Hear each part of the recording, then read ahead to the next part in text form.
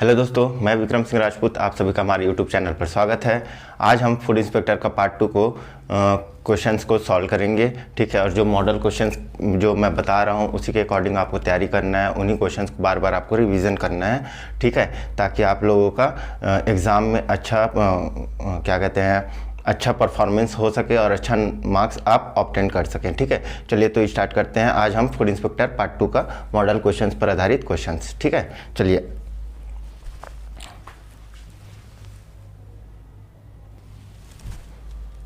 तो चलिए प्रारंभ करते हैं हम आज के पहले क्वेश्चन से। आपके स्क्रीन पे आ रहा होगा। पहला क्वेश्चन बोल रहा है कि 3 क्रमागत विषम संख्याओं का योग किससे विभाजित होगा। तो सबसे पहले हमें समझना पड़ेगा कि ये जो क्रमागत विषम संख्या है वो है क्या चीज़, ठीक है। तो क्रमागत विषम संख्या कहने का मतलब यह है सबसे छोटी विषम संख्या कौन सी है, 1 है, ठीक है। ऑड नंबर कौन सा है, 1 है, ठीक है।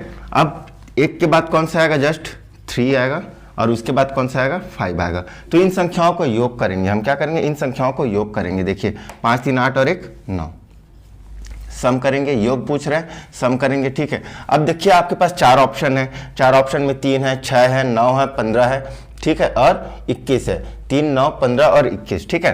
तो ये किससे विभाजित होगा, ये 3 से भी भाग जाएगा, ठीक है, ये 3 से भाग जाएगा और 9 से भाग जाएगा, ठीक है। अब इसी तरह से तो यहाँ पर ऑप्शन आपका ये तो कंफर्म हो गया कि 3 होगा और या तो फिर 9 होगा। अब आपको ये देखना है कि 3 होगा या 9 होगा। अब देखिए दूसरा फिर से हम करके देखते हैं। तो क्रमागत संख्या कहने का मतलब क्या होता है, अल्टरनेट नंबर, ठीक है। जैसे ही अगर बोल दिया ऑड नंबर विषम संख्या तो 1 के बाद 3, 3 के बाद 5। अब अगर मैं दूसरा संख्या फिर से एक बार चेक करते हैं तो अगला हम 3 5 और इसके बाद कौन सा आ जाएगा जी, 7 आ जाएगा। अब इसको जोड़कर देखते हैं, 7 5 12 और 3 15, ठीक है। इनका सम कितना हो गया, 15 हो गया। अब ये कौन कौन सी संख्या से भाग जाएगा, एक तो 3 से जाएगा, एक 5 से जाएगा और एक 15 से जाएगा, ठीक है। तब देखिए यहाँ पर भी 3 से जा रहा है और यहाँ पर भी 3 से जा रहा है, ठीक है। तो इस तरह से हम कह सकते हैं 3 क्रमागत संख्याओं का हमेशा योग जो है किससे विभाजित होगा, हमेशा 3 से होगा, ठीक है। ये बहुत ही इंपॉर्टेंट क्वेश्चन है और आपको कैसे सॉल्व करना है, इस तरीके से सॉल्व करना है। जब भी क्रमागत संख्याओं का क्वेश्चन पूछा तो आपको ऐसे ही सेट करके आपको सॉल्व करना है, कुछ भी चीज़ को रटना नहीं है, ठीक है। चलिए आगे बढ़ते हैं अगले क्वेश्चन पे।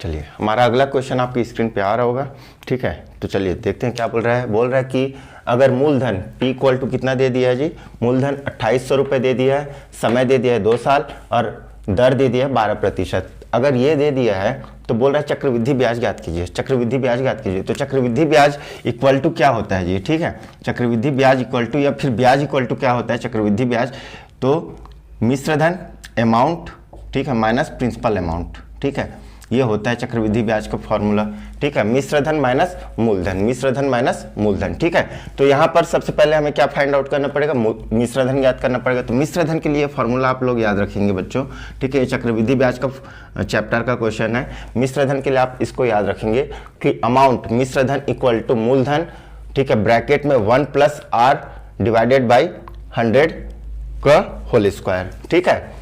बात समझ में आया।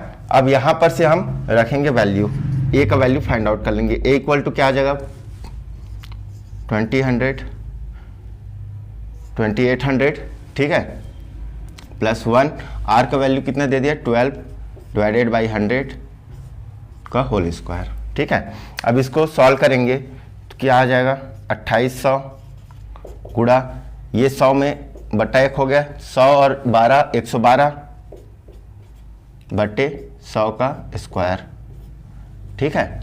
अब इसको जब सॉल्व करेंगे 2800 गुणा 112 बटे 100 गुणा 112 बटे 100, ठीक है। ये 2 0 से 2 0 कट जाएगा, ठीक है। और जब इसको पूरी तरह से आप जब सॉल्व करेंगे तो वैल्यू आएगा कितना आएगा, 3512 ठीक है, 32 रुपीज़। बात समझ में आया। जब इसको पूरा कैलकुलेट करेंगे आप, ठीक है, 28 गुणा 112 गुणा 112 आप कर लीजिएगा, ठीक है, तब आएगा कितना 35 12 32 और फिर बट्टे 100 है तो दशमलव कितने अंक के बाद लगाऊंगा, इकाई की तरफ से 1 और 2, ठीक है। ये कैलकुलेशन मैं पहले अपने वीडियो में समझा चुका हूँ, शुरू के जो स्टार्टिंग के जो 1 to 30 वीडियोज़ हैं उसको आप जरूर देखिए अगर कैलकुलेशन में अगर आप कमज़ोर हैं तो, ठीक है। अब ये क्या आ गया हमारे पास, ये क्या आ गया हमारे पास, ए का वैल्यू। अब सी आई निकालना है तो यहां पर रख देते हैं 3512.32 मैं माइनस क्या करूंगा, माइनस करूंगा पी का वैल्यू, पी कितना है 2800, इसको सॉल्व कर लीजिए, ठीक है।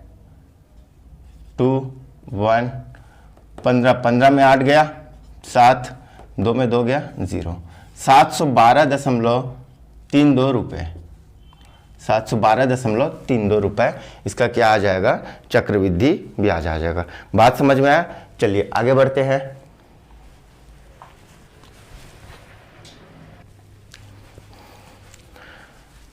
चलिए हमारा अगला क्वेश्चन आपके स्क्रीन पे आ रहा होगा, उसको पढ़ते हैं। देखिए क्या बोल रहे हैं, यदि 3p = 2q और 3q = 2r हो तो p अनुपात q अनुपात r का वैल्यू फाइंड आउट करना है। बहुत इंपॉर्टेंट क्वेश्चन है, बहुत ही इंपॉर्टेंट क्वेश्चन है, ठीक है। इसको स्टार लगा लीजिएगा, ऐसे क्वेश्चंस अक्सर पूछे जाते हैं आपके हर एग्जाम में, ठीक है। हर 1-2 एग्जाम के बाद ऐसे क्वेश्चन पूछे जाते हैं, ठीक है। फूड इंस्पेक्टर में भी पूछने के बहुत चांस हैं।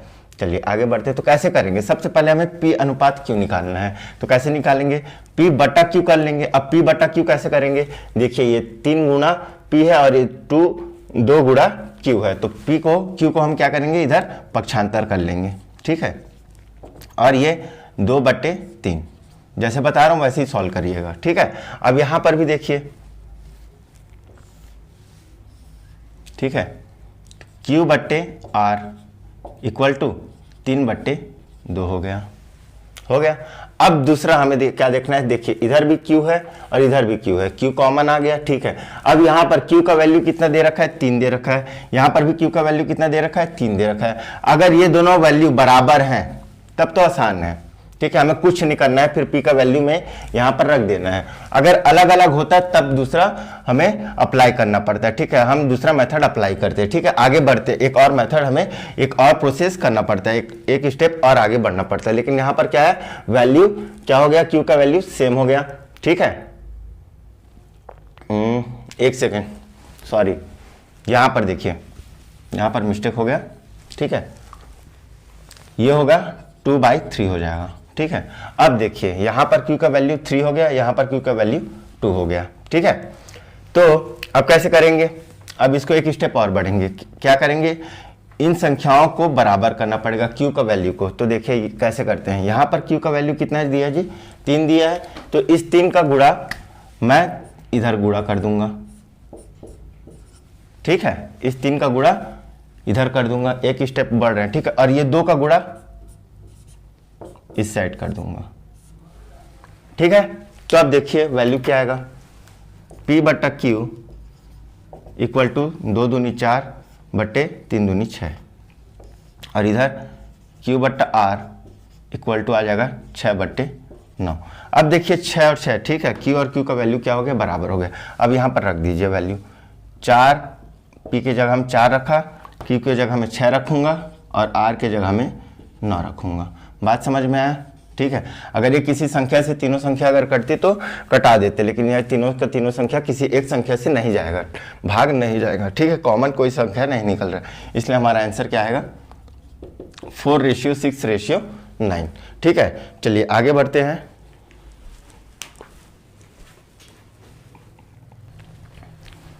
चलिए आगे बढ़ते हैं। आपके स्क्रीन पे अगला क्वेश्चन आ रहा होगा, बहुत ही इंपॉर्टेंट क्वेश्चन है, इस कॉन्सेप्ट को समझिएगा, ठीक है। बोल रहा है कि 4 लगातार विषम संख्याओं का औसत दे दिया है, ठीक है, क्या दे दिया है, औसत दे दिया है, कितना 40। अब औसत बराबर क्या होता है, ठीक है, पहले भी पढ़ा चुका हूँ, बाकी क्वेश्चंस पेपर जब सॉल्व किया हूँ तो औसत बराबर होता है जितने नंबर लोग पार्टिसिपेट कर रहे हैं उनका योग बट्टे नंबर ऑफ पार्टिसिपेंट्स, ठीक है, ये चीज़ को याद रखिएगा आप, ठीक है। लेकिन यहाँ पर क्या पूछ रहा है कि लगातार विषम संख्या है, मतलब क्रमागत विषम संख्याओं की बात कर रहा है। तो क्रमागत विषम संख्या, अभी बात किए थे हम लोग क्रमागत विषम संख्या,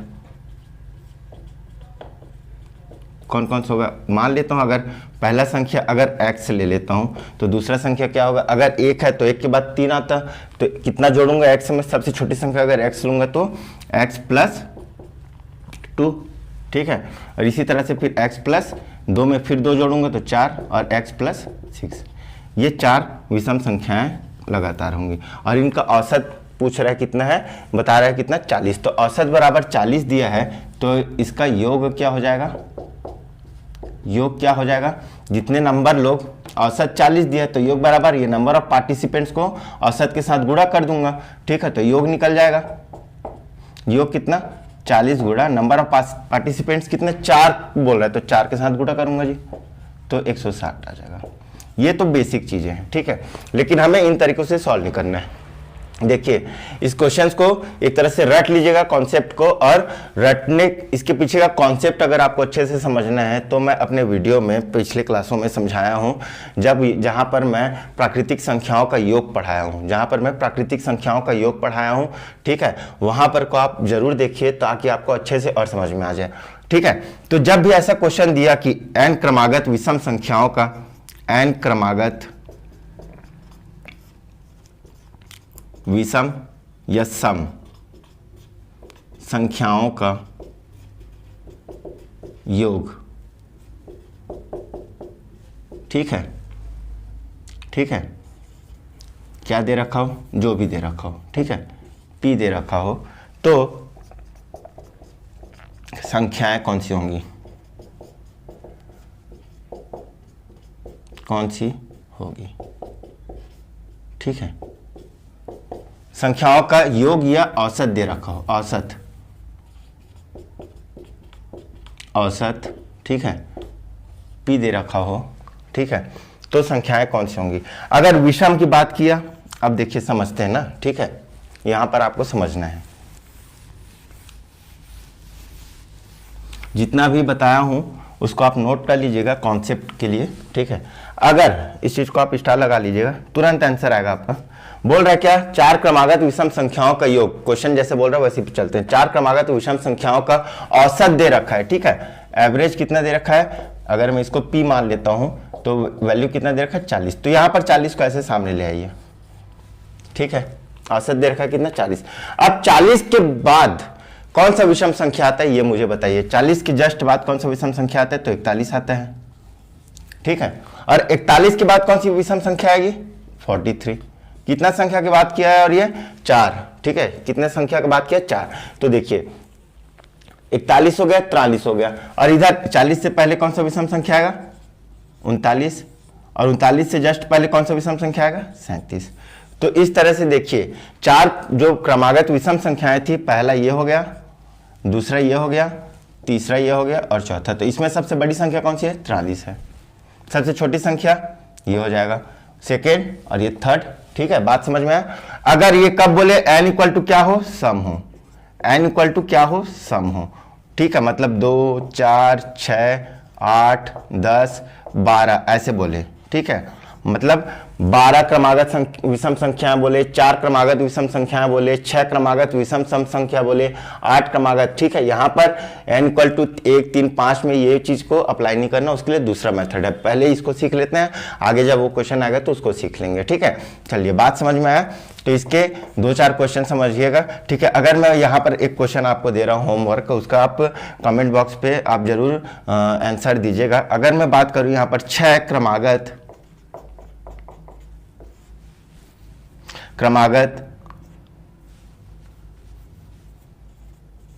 विषम संख्या का औसत एवरेज 120 हो, 120 हो, तो सबसे बड़ी संख्या क्या होगी, इसका आंसर आप कमेंट बॉक्स पे जरूर कमेंट कीजिएगा, ठीक है। चलिए आगे बढ़े, ठीक।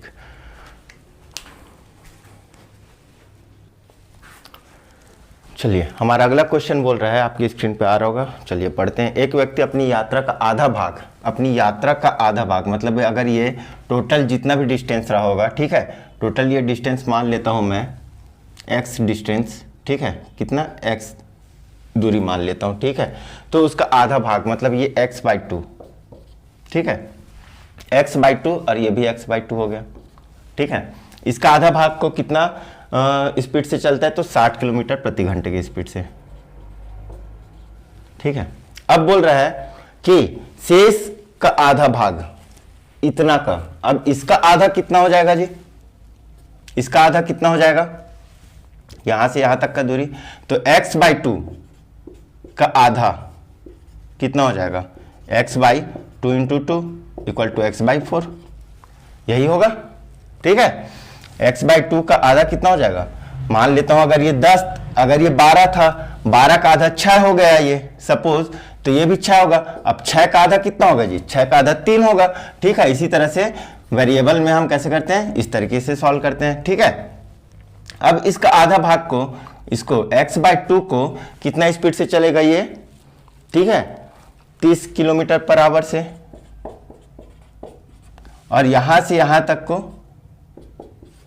इतना को कितना में चलेगा स्पीड, 10 किलोमीटर प्रति घंटे की चाल से, ठीक है। अब पूछ रहा है औसत चाल, सबसे इंपॉर्टेंट है, वेरी वेरी इंपॉर्टेंट। औसत चाल का क्वेश्चन हर बार पूछा जाता है, हर 1-2 पेपर में पूछा ही जाता है, हर 1-2 पेपर के बाद बहुत ही रेयर एग्जाम होते हैं जिसमें नहीं पूछा जाता। तो औसत चाल जब डिस्टेंस अलग अलग हो, जब डिस्टेंस अलग अलग हो या फिर डिस्टेंस क्या हो, सेम भी हो तो भी, लेकिन सेम के लिए हम लोग दूसरा शॉर्टकट ट्रिक अपना लेते हैं, लेकिन जब डिस्टेंस अलग अलग हो तब क्या करेंगे, कुल दूरी बट्टे कुल समय, कुल दूरी बट्टे कुल समय, हमें कॉन्सेप्ट से जाना पड़ेगा। तो कुल दूरी कितना है, कितना दूरी तय किया, ए से लेकर के बी तक का x, अब लगा समय, कुल समय, तो यहां से यहां तक जाने में, ए से सी तक जाने में कितना समय लगा, तो समय बराबर क्या होता है, चाल बराबर होता है दूरी बट्टे समय, तो समय बराबर क्या हो जाएगा, दूरी बट्टे चाल, ठीक है। अब इसको मैं यहीं पर ही सॉल्व करता हूं, ठीक है। तो दूरी कितना है इसके लिए, x/2, ठीक है, और चाल कितना है जी, 60, ठीक। इसको मिटा देता हूं ताकि आपको कंफ्यूजन ना हो, यहां पर लिख लेता हूं एवरेज स्पीड, ठीक है, प्लस इसको यहां से यहां तक के लिए दूरी कितना हो गया, ठीक है, ये सॉरी x/4 है ना, x/4, ठीक है, ये निकाले हैं, पूरे का बट्टा 30 और फिर प्लस x/4 बट्टे 10। अब इसको सॉल्व करेंगे जी तो हमारा आंसर आ जाएगा। अब चलिए इसको सॉल्व करते हैं, कैसे करेंगे सॉल्व, इसको मिटा देता हूं,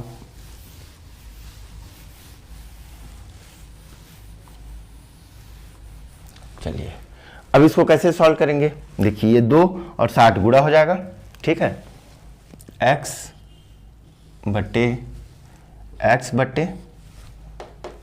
60 दूनी 120 प्लस x बट्टे 30 चौक 120, ठीक है, 3 चौक 12 और x बट्टे 10 चौक 40, ठीक है। अब इसका एलसीएम ले लेंगे, x पूरे के बट्टा 120 एलसीएम ले लेते हैं, x प्लस 40 तिया 3 बार से गुणा होगा 3x, बात समझ में आया।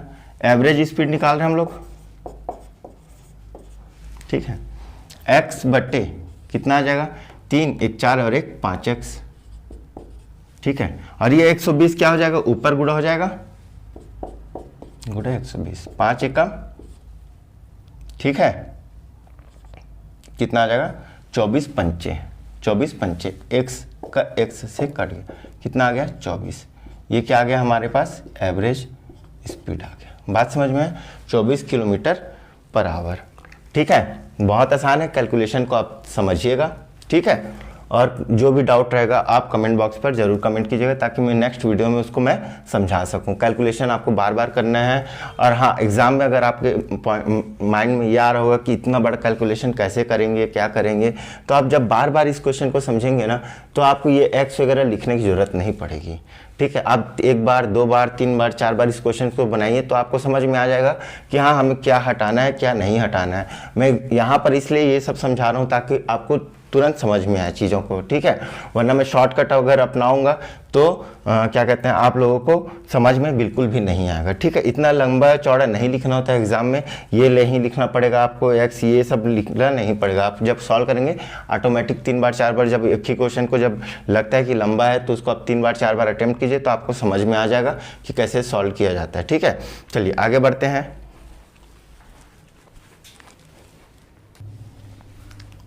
चलिए अगला क्वेश्चन बहुत ही इंपॉर्टेंट क्वेश्चन है। ठीक है, बहुत इंपॉर्टेंट क्वेश्चन है। जब मैं वर्ग और वर्गमूल पढ़ाया था, घन और घनमूल पढ़ाया था, तब इस टॉपिक को मैं डिस्कस नहीं किया था। चलिए यहाँ पर एक मौका मिल गया कि इसको डिस्कस कर लेते हैं, तो चलिए समझते हैं। बोल रहा है कि 4 अंकों की वह बड़ी से बड़ी संख्या जो एक पूर्ण न हो, मतलब एक पूर्ण वर्ग हो, मतलब वो किसी न किसी संख्या से क्या हो, बना हो। ठीक है, तो मतलब समझते हैं। चलिए ठीक है, तो सबसे पहले कैसे फाइंड आउट करते हैं। तो 4 अंकों की सबसे बड़ी संख्या कौन सी होती है। तो 4 अंकों की सबसे बड़ी संख्या 99, 9999। ठीक है, जैसे 3 अंकों की 999, 2 अंकों की 99, 99। बात समझ में आए। तो इस तरह से हम 4 अंकों की सबसे बड़ी संख्या क्या हमें पता है, 9999, 9999। ठीक है, अब इसको भाग विधि से, ठीक है, भाग विधि से हम क्या निकालेंगे, पूर्ण निकालेंगे, स्क्वायर निकालेंगे। ठीक है, तो देखिए ये और ये दो का सबसे पहला स्टेप क्या करते हैं, दो का जोड़ा बना लेते हैं। सबसे पहला स्टेप क्या करते हैं, दो का जोड़ा बना लेते हैं। यहीं से ही भाग विधि से दशमलव से भी निकाला जा सकता है, लेकिन मैं वहां तक नहीं जाऊंगा, अभी सिर्फ और सिर्फ इस कॉन्सेप्ट को बस समझाऊंगा। ठीक है, तो देखिए दो का जोड़ा बना लिए। अब ये 99, ठीक है, अब हमें एक ऐसे संख्या से क्या कहते हैं, भाग देना है इसको कि उससे ये बड़ी संख्या ना हो। मतलब जैसे अगर मैं बात करूं 7 का अगर मैं भाग दे रहा हूं तो 7 सत्ते 49 ही पढ़ना पड़ेगा मुझे। ठीक है, अगर मैं इधर 11 लेता हूं तो 11 11 121 ही करना पड़ेगा। मतलब मुझे भाजक में भी वही संख्या लेना पड़ेगा जो भागफल में लिखूंगा मैं। ठीक है, जैसे अगर 9 गुणा 9 करूंगा तो 9 निया 99। ठीक है, 9 निया 99 हो जाएगा। ठीक, बात समझ में आया। तो देखिए, और बराबर हो जाए चलेगा, लेकिन बड़ा ना हो। जैसे अगर मैं 10 लेता तो 10 दहम 100 हो जाता। ठीक है, तो इसको नहीं ले सकता। तो देखिए यहाँ पर 9 अगर यहाँ पर लिखा तो यहाँ पर भी लिखूंगा, 9 निया 99, पहला स्टेप। ठीक है, सेकंड स्टेप, पहले स्टेप में इसको ग्रुप बनाएंगे, पेयर बनाएंगे, फिर ये देखिए कट गया। ठीक है, अब ये 9 को इधर जोड़ दूंगा, 9 9 18। बात समझ में आया। ठीक है, अब ठीक है, अब क्या करेंगे,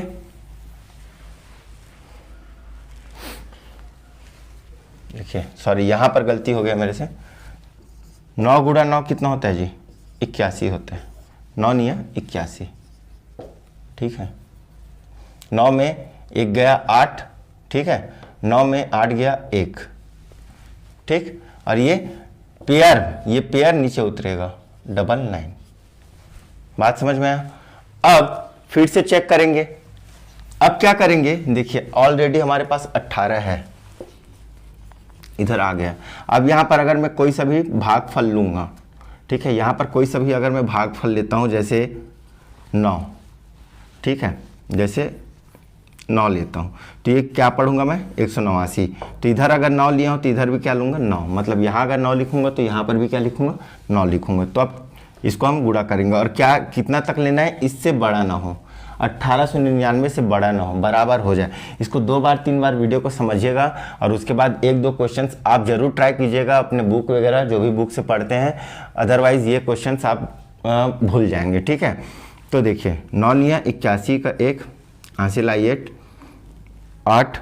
ठीक है, 9 8 72 और 8 80 हासिल आई 8, 9 कम 9, 9 और 8 17, 1701।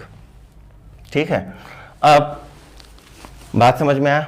ठीक है, अगर मैं इससे बड़ा संख्या नहीं होगा, ठीक है, अगर मैं 10 से गुणा कर दूंगा, ठीक है, तो गड़बड़ हो जाएगा। ठीक, ज़्यादा से ज़्यादा 9 तक ही कर सकते हैं हम लोग। ठीक है, एक बार में 9 से गुणा किए।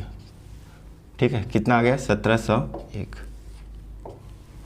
ठीक, कितना आ जाएगा 8 9 1 कट गया 189। बात समझ में आया? तो क्या करेंगे अब, ये 99 आ गया। ठीक है, अब ये जो अगला स्टेप ना यहां तक तो आ गया। ठीक है, ये क्या बचा शेषफल, ये क्या बचा शेषफल बचा। तो अब हम क्या करेंगे 9999 में ये जो शेषफल बचा उसको क्या करेंगे घटा देंगे 1089। ये हमारा आ गया आंसर। यही वो संख्या है, ठीक है, जो एक पूर्ण वर्ग से बनी हुई है, मतलब किसी संख्या का वर्गमूल है। किसका संख्या का वर्गमूल है? और ये 99 का। अगर आप 99 का वर्ग करेंगे तो कितना आएगा 9801 आएगा। बात समझ में आया? ठीक है, चलिए अगर ये चीज़ समझ में आ गया तो आगे बढ़ते हैं। इसका मैं एक चैप्टर में पूरा पढ़ाऊंगा, इसका मैं थोड़ा सा ट्रिक वगैरह भी कॉन्सेप्ट के साथ बताऊंगा। उसके लिए आप बेफिक्र रहिए। फिलहाल इस क्वेश्चन को इसी तरीके से बनाइएगा और इसमें अगर आपको 2-3 क्वेश्चन और बना लीजिएगा कि 3 अंकों की सबसे बड़ी संख्या, 3 अंकों की सबसे छोटी संख्या, 4 अंकों की सबसे छोटी संख्या, 4 अंकों की सबसे बड़ी संख्या। ठीक है, इनका कैसे कैलकुलेट करके हम वैल्यू लाएंगे, इसको आप जरूर ट्राई कीजिएगा। ठीक है, चलिए आगे बढ़ते हैं।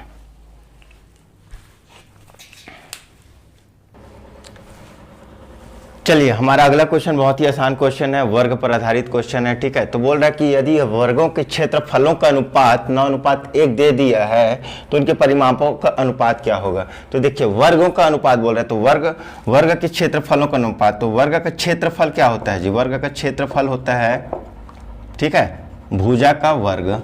भुजा का वर्ग मतलब इसको अगर पहली वर्ग के लिए मानूं तो a का वर्ग और दूसरे भुजा के लिए दूसरे वर्ग के लिए मानूं तो b का वर्ग। तो a स्क्वायर रेशियो, ठीक है, या फिर divided by b square equal to कितना दे दिया है 9:1 दे दिया है। ठीक है, तो यहाँ से a रेशियो b हम लोग निकाल सकते हैं। क्या करेंगे, स्क्वायर को हम लोग जब पक्षांतर करेंगे, ठीक है, ट्रांसफर करेंगे तो क्या होगा 9/1। ठीक है, इसका हम लोग क्या करेंगे वर्गमूल निकालेंगे तो 3/1 आ गया। अब हमें क्या निकालना है, परिमापों का अनुपात निकालना है। तो परिमाप बराबर वर्ग का परिमाप क्या होता है, ठीक है, 4 गुणा भुजा होता है। वर्ग का परिमाप क्या होता है, यहाँ पर ये सबको मैं इसलिए लिख रहा हूँ ताकि आप लोग इसको नोट कर सकें और ये फार्मूला आप लोग याद रख सकें। ठीक है, 4 गुणा भुजा होता है जी किसी भी वर्ग का परिमाप। ठीक है, तो यहाँ पर पहले स्क्वायर के लिए हम लोग क्या ले लिए 4a, दूसरे स्क्वायर के लिए क्या ले लिए 4b ले लिए। ठीक है, अब देखिए 4 और ये 4 क्या हो गया, कट गया। ठीक है, तो a/b, तो ये क्या आ गया वर्ग का परिमाप का अनुपात आ गया a/b। तो यहाँ पर देखिए a/b हम लोग निकाल रखे हैं। तो इस तरह से हम कह सकते हैं जो भुजाओं का अनुपात होता है, जो वर्ग की भुजाओं का अनुपात होता है वही क्या होता है परिमापों का अनुपात होता है 3:1। बात समझ में आया? चलिए आगे बढ़ते हैं।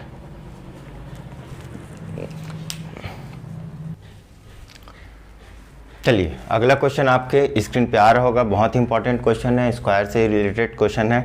बोल रहा है कि एक वर्ग का विकर्ण की लंबाई दे दिया है। एक वर्ग है जिसके विकर्ण की लंबाई कितना दे दिया 110 मीटर। तो बोल रहा है कि वर्ग का क्षेत्रफल ज्ञात कीजिए। तो सबसे पहले हमें पता है बच्चों की वर्ग का क्षेत्रफल बराबर क्या होता है, क्षेत्रफल बराबर क्या होता है भुजा का वर्ग बराबर a का स्क्वायर हो जाएगा। ठीक है, ये फार्मूला आप नोट कर लीजिएगा। अब हमें क्या दे रखा है, विकर्ण दे रखा है। तो विकर्ण से पहले हम क्या ज्ञात करेंगे, विकर्ण दे रखा है तो हम भुजा ज्ञात कर सकते हैं, और भुजा ज्ञात जैसे ज्ञात होगा तो हम यहाँ पर फार्मूला में लगा करके वर्ग का क्षेत्रफल ज्ञात कर सकते हैं। तो वर्ग का विकर्ण बराबर क्या होता है, देखिए ये वाला फार्मूला नोट करिए। देखिए यहाँ पर फार्मूला रटने की जरूरत नहीं है आपको। ये वर्ग है, ये 90 डिग्री बना रहा है। पाइथागोरस थ्योरम आपको पता है कि ये लंब का वर्ग, ये लंब है और ये आधार है, और ये एक तरह से कर्ण हो जाएगा। ठीक है, समकोण त्रिभुज की बात करूं तो लंब का वर्ग प्लस आधार का वर्ग बराबर क्या हो जाएगा कर्ण का वर्ग। ठीक है, तो वर्ग का विकर्ण ही तो कर्ण है ना, तो वर्ग का विकर्ण बराबर लंब का वर्ग प्लस आधार का वर्ग और ये वर्गमूल। ठीक है, तो यहाँ पर a और a कितने बार लिखा है 2 टाइम्स लिखा है, तो a का स्क्वायर से a निकाल लिया बाहर और ये √2 आ जाएगा। इसको जब सॉल्व करेंगे तो ये आ जाएगा। अब यहाँ पर वैल्यू दे रखा है 110 ये, तो यहाँ से a इक्वल टू क्या आ जाएगा 110/√2। बात समझ में आया? अब a का वैल्यू यहाँ पर रख दीजिए क्षेत्रफल में 110 बट्टे √2 का स्क्वायर यहाँ रख दिया मैं, ठीक है। तो 110, 11 का स्क्वायर कितना होता है जी? 121 होता है, ठीक है। और कितना जीरो? 2 जीरो। स्क्वायर कर जब वर्ग निकालना सिखाया हो तो ये सब चीज़ें आपको सिखाया हूँ, ठीक है। अगर नहीं याद है तो एक बार जरूर आप वीडियो में जा करके जरूर देखिए, ठीक है, कि वर्ग कैसे निकाला जाता है। और √2 का स्क्वायर, √2 का स्क्वायर आ जाएगा कितना? 2, √2 इंटू √2, ठीक है। तो ये और ये कट जाएगा, तो ये आ जाएगा कितना? 2। जब सेम संख्या होती है 2 बार तो इसको वर्ग निकाल लेते हैं, ठीक है। अब इसको हम क्या करेंगे? भाग दे देंगे। देखिए 2 एकम 2 छक्के 12, ठीक है, 2 शून्यम 2 पंचे 10, 0, कितना आ जाएगा? 6050, ठीक है, मीटर स्क्वायर। बात समझ में आया? ठीक है, चलिए आगे बढ़ते हैं।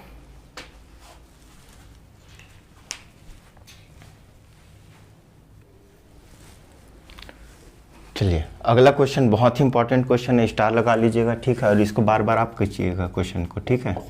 स्टार लगा करके इसको बार बार क्वेश्चन क्यों कीजिएगा, ठीक है। रेलगाड़ी चैप्टर का क्वेश्चन है, चाल दूरी समय का बेसिकली क्वेश्चन है, ठीक है। बोल रहा है कि एक रेलगाड़ी बगैर ठहराव के, मतलब बिना रुके लगातार स्पीड से जा रही है, बिना कहीं पर भी स्टॉपेज के, तो 45 किलोमीटर पर आवर की स्पीड से जाती है, ठीक है।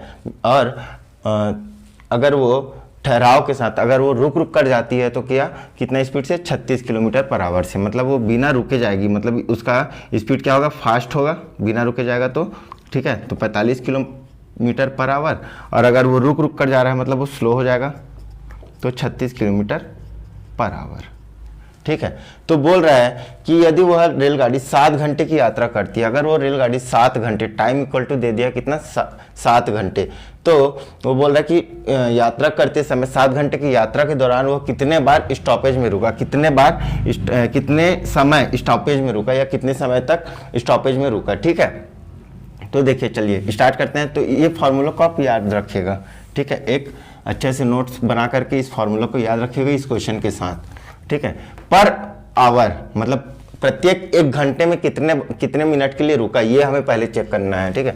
प्रत्येक 1 घंटे में कितने बार वह ठहराव किया, कितने समय के लिए, कितना समय में, ठीक है। ठहराव कितने मिनट के लिए, मिनट में, ठीक है। तो देखिए क्या फार्मूला लिखेंगे? Speed of fast minus speed of slow divided by speed of fast. ये फार्मूला को याद रखिएगा, इंटू 60 क्यों गुणा किए?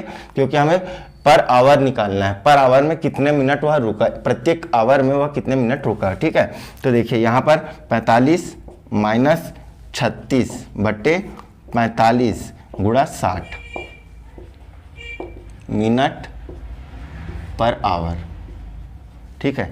इसको जब सॉल्व करूंगा मैं, 45 में 36 गया 9 बट्टे 45 गुणा 60, ठीक है। 9 एकम 9, 9 पंचे 45, 5 एकम 5, 12 मिनट पर आवर। मतलब वो प्रत्येक 1 घंटे में कितना मिनट रुक रहा है? 12 मिनट, मतलब पर आवर 1 घंटे में रुका, ठहरा, ठीक है, कितना? 12 मिनट।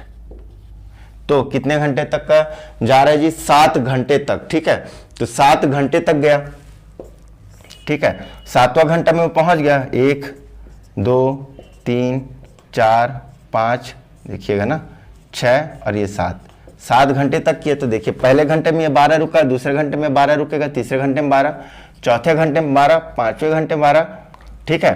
पहले घंटा 1 2 3 4, 1 सेकंड में अच्छे से समझा रहा हूँ ना आपको, यहाँ पर यहीं पर ही कंफ्यूजन होते हैं लोग।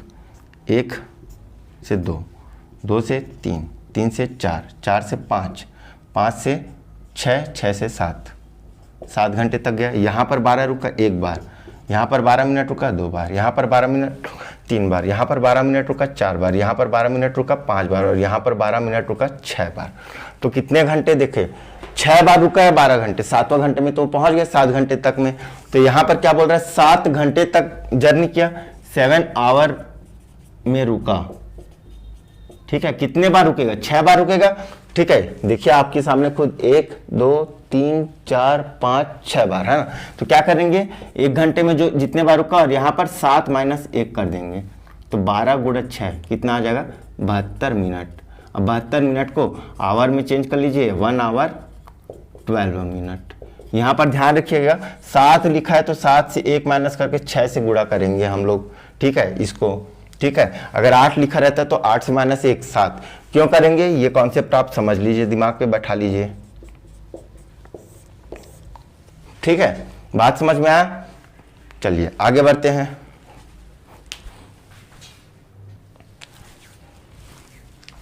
तो चलिए इस वीडियो में हम यहीं तक ही रखते हैं, अगले वीडियो में फिर हम आगे बढ़ेंगे नए क्वेश्चंस के साथ, नए प्रैक्टिस सेट के साथ, ठीक है। इन क्वेश्चंस को आपको बार बार अटेम्प्ट करना है बच्चों, ठीक है। एक कॉपी में आप नोट्स बनाइए क्वेश्चंस को और बार बार सॉल्व कीजिए, बार बार सॉल्व कीजिए, और एग्ज़ाम के 3 दिन पहले तक आप जरूर सॉल्व कीजिए पूरे वीडियोस को, और उसके बाद जब एग्जाम के 3 दिन 4 दिन बचा रहेगा तो इन्हीं क्वेश्चंस को आप बार बार रिपीट करके रिवीजन करके जाइएगा। आप खुद ब खुद देखिएगा कि आपका एग्जाम में मैथ सेक्शन से आपका कितना इंप्रूवमेंट हो रहा है, ठीक है। और मैं उम्मीद करता हूँ कि आप लोग पूरा पूरा क्वेश्चन अटेम्प्ट कर जाएंगे, ठीक है। चलिए तो फिर मिलते हैं नेक्स्ट वीडियो में, ठीक है। चलिए फिर, धन्यवाद।